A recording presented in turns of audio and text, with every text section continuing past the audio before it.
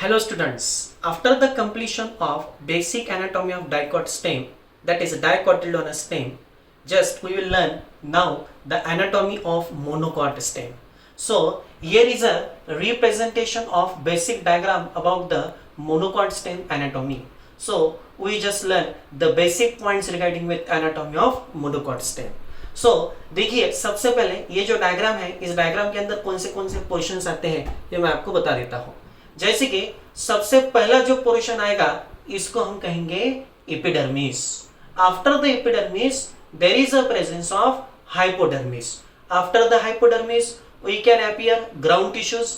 After the ground tissues here we can appear vascular bundles. In vascular bundles xylem and second one phloem, and then presence of sclerenchymatous sheath onto the vascular bundles. These are the different portions regarding with anatomy of monocot stem. So सबसे पहले हम complete करते हैं epidermis. What is the epidermis? You know that epidermis is the outermost layer of monocot stem. It is made up with parenchymatous tissue. And as you know that epidermis, on the surface of epidermis there is a presence of a thin layer. That thin layer of wax is known as cuticle. उसको हम cuticle कहते हैं।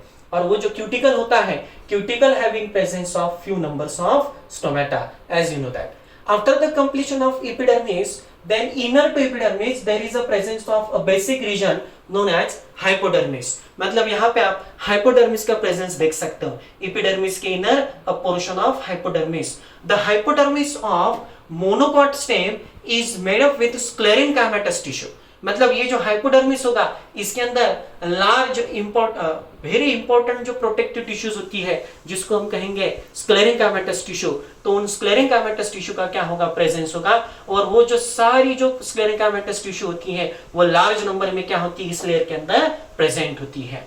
उसके बाद inner to hypodermis there is a presence of that is inner portion, it is known as portion about ground tissues. ये सारी जो है यहाँ पे ग्राउंड टिश्यूज होती है and generally ground tissues are parenchymatous tissues which having large nature and conspicuous nature.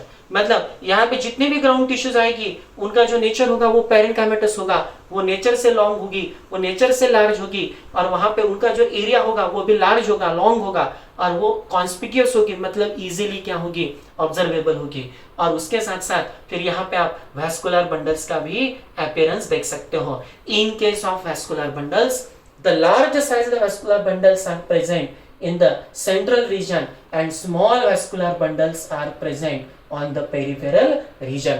जो large size के हैं वो बीच में है और जो small size के हैं वो outside में है। अब ये जो vascular bundles है, in every vascular bundle there is a presence of some xylem tissues and presence of some phloem tissues. यहाँ पे आप देख सकते हो ये जो बड़ी बड़ी टिश्यूज है ये xylem की है और ये जो छोटी छोटी टिश्यूज है ये किसकी है, ये phloem की है। सो xylem एंड phloem का यहाँ पे आप अपीयरेंस देख सकते हो।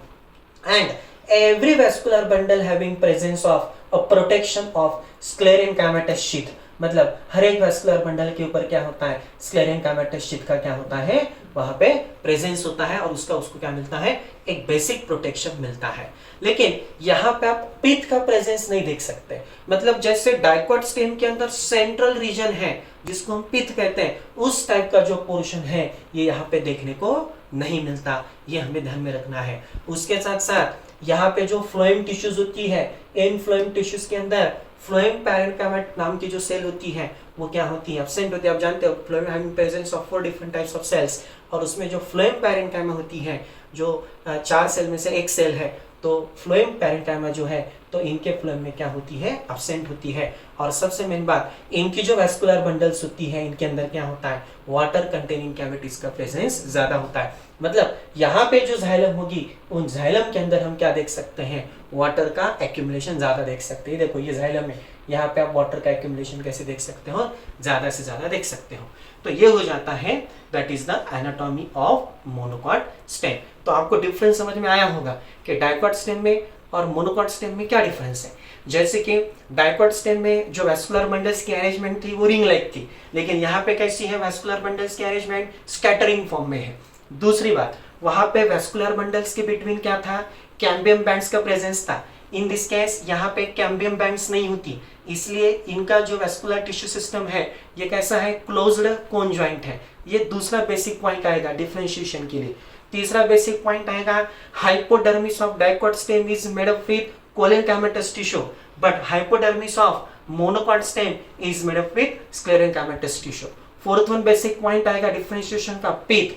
Pith is easily observable in case of dicot stem, but here is no presence of that is the pith. So these are the basic points regarding with differentiation of dicot stem and monocot stem. तो ये जो basic diagram है dicot stem का और monocot stem का, तो already हमने dicot stem complete किया था, लेकिन मोनोकॉट स्टेम का जो बेसिक डायग्राम है ये आपको यहाँ पे ध्यान में रखना है। लेकिन एक बात मैं आपको बताना चाहता हूँ कि यहाँ पे कॉर्टेक्स का ज्यादा डिफरेंशिएशन नहीं है।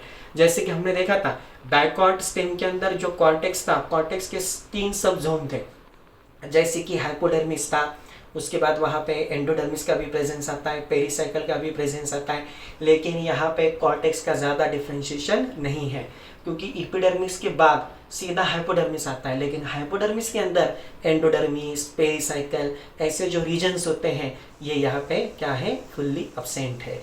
इसलिए मोनोकॉट स्टेम का डिफरेंशिएशन जो है कॉर्टेक्स से रिलेटेड वो ज़्यादा नहीं है। तो ये सारे जो बेसिक पॉइंट्स है ये आपको मोनोकॉट स्टेम के ध्यान में रखने हैं। तो यहाँ पे फिर आपका जैसे पहले सेशन में मैंने डाइकोट स्टेम की एनाटॉमी को कंप्लीट किया था, उसी तरीके से अब हमारा मोनोकॉट स्टेम का जो बेसिक एनाटॉमी है, जो ट्रांसफर सेक्शन है, वो भी हमारा यहाँ पे कंप्लीट हो जाता है। Thank you.